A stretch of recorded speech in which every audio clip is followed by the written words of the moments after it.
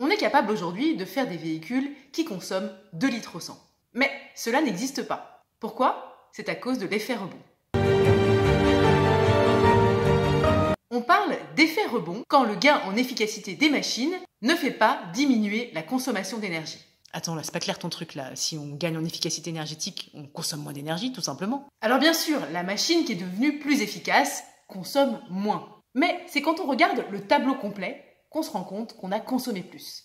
Pourquoi? Comme la machine consomme moins, on va l'utiliser différemment et au final consommer plus d'énergie. Dit autrement, à comportement équivalent, effectivement, on consommerait moins d'énergie. Mais comme on change notre comportement, au global, on consomme plus.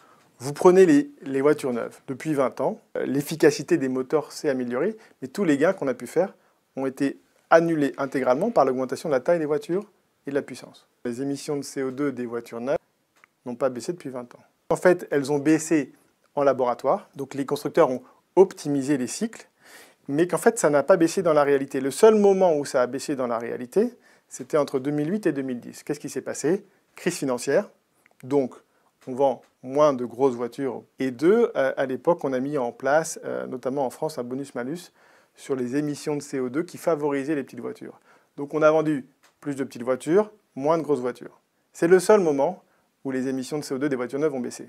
Donc on s'est dit, ok, la solution, elle n'est pas très compliquée, il faut vendre moins de grosses voitures, plus de petites voitures. Donc ce qu'on a proposé, c'est d'avoir un système un peu redistributif pour récompenser les comportements vertueux. Ceux qui veulent s'acheter une voiture un peu plus grosse, pas de problème.